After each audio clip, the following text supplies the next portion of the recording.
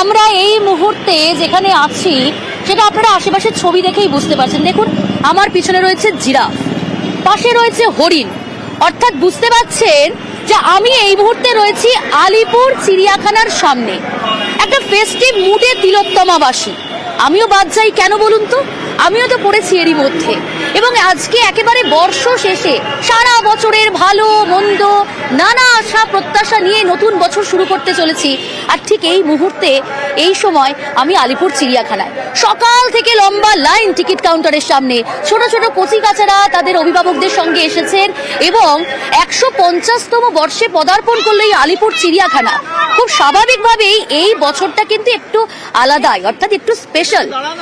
একই সঙ্গে এটুকু বলে রাখতে হয়, শুধুমাত্র আলিপুর চিড়িয়াখানা কেন, বিভিন্ন জায়গা শহর কলকাতার বিভিন্ন পার্ক, বিনোদন পার্ক, বিভিন্ন জায়গা, ভিক্টোরিয়া, বিড়লা প্ল্যানেটোরিয়াম, বিভিন্ন জায়গাতেও কিন্তু সকাল থেকে ভিড় চোখে পড়ছে। আমাদের প্রতিনিধিরা রয়েছেন এবং আমিও আজ সারা দিন আপনাদেরকে সঙ্গে নিয়ে বিভিন্ন জায়গায় ঘুরে বেড়াবো এবং খবরও দেব, প্রত্যেকটা আপডেট দেব, প্রতি জায়গার ছবি তুলে ধরবো এবং আমার সঙ্গেও থাকবে আমাদের বিভিন্ন প্রতিনিধিরা, তারাও বিভিন্ন প্রান্তের ছবি তুলে ধরবেন। তবে এই মুহূর্তে যেমনটা বলছিলাম, লম্বা লাইন করে কিন্তু ইতিমধ্যেই আলিপুর চিড়িয়াখানায় একে একে অনেকেই প্রবেশ করেছেন, কারণ সকাল 9টা থেকে শুরু হয়েছে এই প্রবেশ এবং বিকেল 5টা পর্যন্ত থাকবে। আমার সঙ্গে রয়েছে রৌনক, সে আলিপুর চিড়িয়াখানার ভিতরে রয়েছে। ভিতরের ছবিটাও তো দেখতে হবে এবং সেখানের কি পরিবেশ, এই কি পরিস্থিতি, সবটা জানবো। আমার সঙ্গে রৌনক। এই মুহূর্তে আমি তো রয়েছে আলিপুর চিড়িয়াখানার বাইরে থেকে, তুমি রয়েছো ভিতরে, অর্থাৎ বিভিন্ন এনক্লোজারের সামনে কি ভিড় জমতে শুরু করেছে? কারণ বাইরে এই মুহূর্তে ছবিটা হচ্ছে লম্বা লাইন। টিকিট কাউন্টারে কিছুক্ষণ আগেও আমরা দেখছিলাম যে লাইনটা চোখে পড়ছে, যা দেখে কিন্তু মনে হচ্ছে যে বেলা যত বাড়বে ভিড়টা ততই বাড়বে।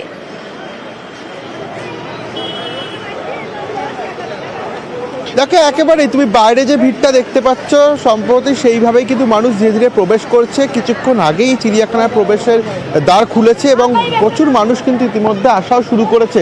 আমরা দেখেছিলাম 25 তারিখে 50,000-এরও বেশি, প্রায় 70,000-এর কাছাকাছি মানুষজন এই আলিপুর চিড়িয়াখানায় এসেছিল। আমাদের সঙ্গে একটি পরিবারও রয়েছে যারা কিন্তু সকাল সকাল একেবারে চিড়িয়াখানায় চলে এসেছে। কথা বলবো তাদের সঙ্গেই। কি দেখতে এসেছেন আজকে? আজকে আমরা প্রতি বছরই আসি চিড়িয়াখানায়। তা আমার মেয়ে এখন বাইরে থাকে, আজকে এবছর 150 বছর, মা যাবই ওখানে, অন্য কোথাও না যাই, আলিপুর জুতে আসবোই। প্রত্যেক বছর একটা পিকনিক মুড, ফেস্টিভ এখানেই পালন। একদম এখানেই আসি আমরা, খুব মজা করি। অনেক সময় আমার অন্য রিলেটিভ বন্ধু বান্ধব থাকে, এবছর সেটা সুযোগ হয়নি, আমরা সবাই মিলে এসেছি আমার ফ্যামিলি নিয়ে। কি লিস্ট করে এসছো? প্রথমে কি দেখবে এখানে? এবারে তো অনেক চেঞ্জেস হয়েছে শুনেছি আলিপুর জুতে, তো সেটা মেন অ্যাট্রাকশন 150 ইয়ার্সের। তো everything including tiger, lion, gorilla, chimpanzee, hippopotamus সব কিছুই একটা খুব স্পেশাল অ্যাট্রাকশন হিসাবে থাকে।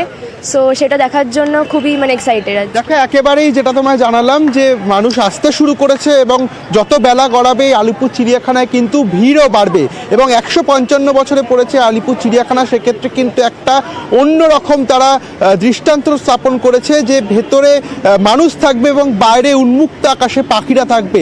সেই বিষয় দেখার জন্য কিন্তু বহু মানুষ এই চিড়িয়াখানায় আসছে এবং একটা ফেস্টিভ মুড, অর্থাৎ তিলোত্তমাবাসীর মধ্যে যে একটা পিকনিক মুড, বছরের শেষ দিন, সেই মুডই কিন্তু দেখা যাচ্ছে। যত বেলা গড়াবে ততই কিন্তু এই চিড়িয়াখানার ভিড় ধীরে ধীরে বাড়তে শুরু করবে। প্রিয়াঙ্কা।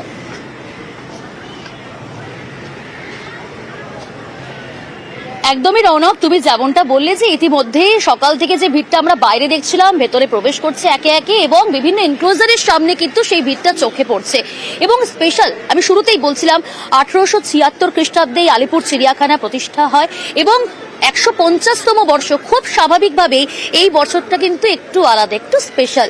আর একই সঙ্গে বলতেই হয় এই সমস্ত দিনগুলিতে কিন্তু উপচে পড়ে ভিড়।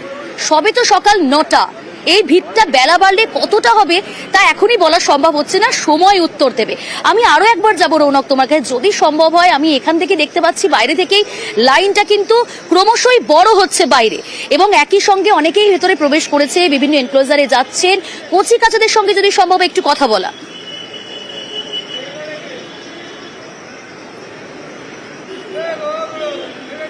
কোথা থেকে এসেছো? কি দেখবে আজকে? পশু পাখি। এটা বাঘ দেখবে? কি বাঘ? হ্যাঁ, প্রত্যেক বছর আসা হয় এখানে? না, বুলোতে কি বাঘ দেখতে এসেছো? হ্যাঁ। দেখতে পাচ্ছ খুদেরাও আসছে এখানে, অর্থাৎ সবার কিন্তু যে একটা আকর্ষণ, প্রাথমিক আকর্ষণ সেটা হলো বাঘ, এবং সেই বাঘ দেখতেই কিন্তু বিভিন্ন জায়গা, জেলার বিভিন্ন প্রান্ত থেকে আসছে, রানাঘাট থেকে কেউ আসছে, বহু মানুষ কিন্তু যত সময় গড়াচ্ছে এই আলিপুর চিড়িয়াখানায় তারা আসছে। আমরা একবার কথা বলে তার সেই কি দেখতে এসছো? রাইনো একদমই রৌনক, বাঘ দেখতে শুধু বাঘ কেন, এই আলিপুর চিড়িয়াখানায় আরো অনেক কিছু দেখা রয়েছে, 1200-র বেশি পশু পাখি রয়েছে এবং তাদেরকে দেখার জন্যই তো দূর দূরান্ত থেকে ছোট ছোট কচি কাচাদের সঙ্গে তাদের অভিভাবকরা এসেছেন এবং আজ সারা দিন তারা খুব এনজয় করবেন, কারণ একেবারে বর্ষ শেষ। আবারও বলছি, নতুন আশা প্রত্যাশা নিয়ে একটা নতুন বছর শুরু, ঠিক তার প্রাক্কালে ফেস্টিভ মোডে একেবারে তিলোত্তমাবাসী। আমি তো এই মুহূর্তে আলিপুর চিড়িয়াখানার ছবিটা দেখাচ্ছি, একই সঙ্গে একটু ভিক্টোরিয়ায় চলে যাই, কারণ ভিক্টোরিয়াতে রয়েছে আমার আর এক সহকর্মী সুস্মিতা। ভিক্টোরিয়াতেও সকাল থেকে কিন্তু একটা ভিড় চোখে পড়ছিল, এবং এই মুহূর্তে তুমি রয়েছো ভিক্টোরিয়ায়, সেখানের আবহাওয়াটা ঠিক কি, কতটা এনজয় করছে সেখানে এসে মানুষজন?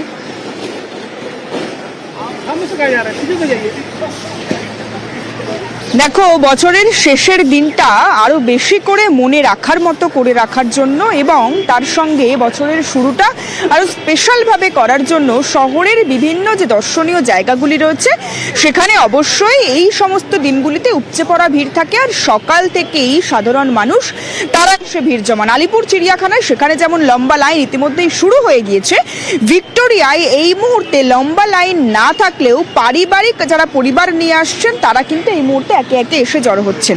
ছবিটা একবার দেখাবো, ভিক্টোরিয়ার সামনে এই মুহূর্তে একেবারে সকাল হতে না হতেই কচি কাঁচা তারা এসে জড়ো হচ্ছেন, তার সঙ্গে অবশ্যই তারা চাইছেন ভিক্টোরিয়া ঘুরে দেখতে।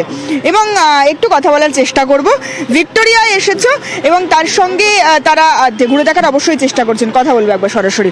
ভিক্টোরিয়া এসেছেন এত সকালে কেন, ভিড় এড়ানোর জন্য? অবশ্যই ভিড় এড়ানোর জন্য, আমরা তো পশ্চিম মেদিনীপুর থেকে এসেছি, আমাদের দেখার খুব ইচ্ছে, তাই আমরা ভিড় এড়ানোর জন্যই তাড়াতাড়ি চলে এসেছি। সকালবেলা কখন বাড়ি থেকে বেরিয়েছো? সকালে বেরিয়ে 4:30টায়।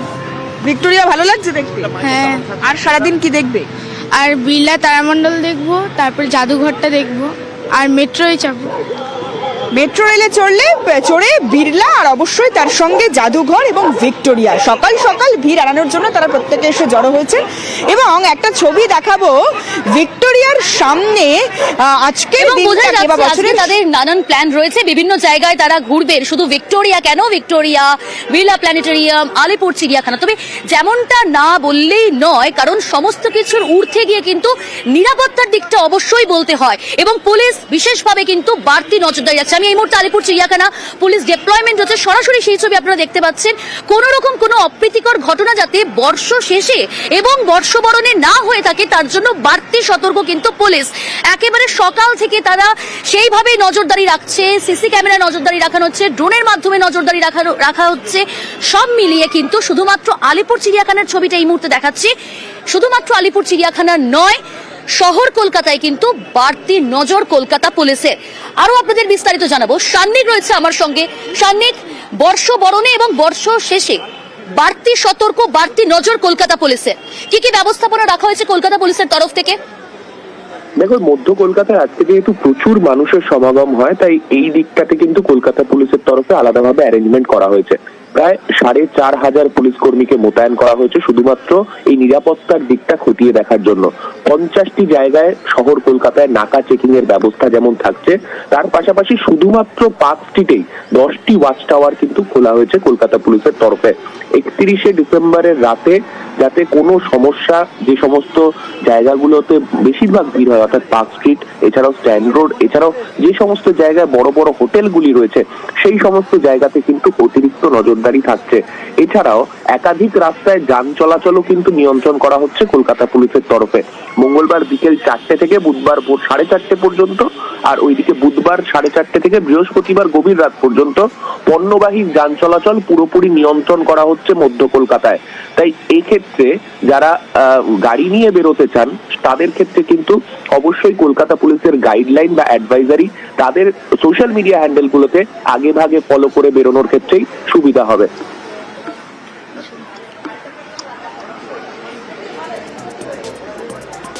একেবারেই তাই। নিরাপত্তার বিষয়টা যেমন বলছিলাম, একই সঙ্গে বিভিন্ন জায়গার ছবি তুলে ধরলাম, শহর কলকাতা শুধু কেন দেখাবো, আলিপুর চিড়িয়াখানায় আমি রয়েছি, ভিক্টোরিয়া অপর প্রতিনিধির ছবিটা দেখালো, কিন্তু একই সঙ্গে দীঘা তো বলতেই হয়, কারণ দীঘাতেও কিন্তু সকাল থেকে উপচে পড়ছে ভিড়। এই ছুটির সময় দীঘা যাবন এটা তো হতে পারে না। পর্যটকদের অন্যতম আকর্ষণীয় জায়গা এই সমুদ্র সৈকত দীঘা। পঙ্কজ রয়েছে আমার সঙ্গে। পঙ্কজ, সূর্যোদয় দেখার জন্য অনেকে দেখেছি যে দীঘায় সূর্যোদয় দেখবো, তার জন্য গতকাল রাত্রিবেলাতেও অনেকে পৌঁছে যায়। তো সকাল থেকে ছবিটা ঠিক কি ধরা পড়লো ক্যামেরায়?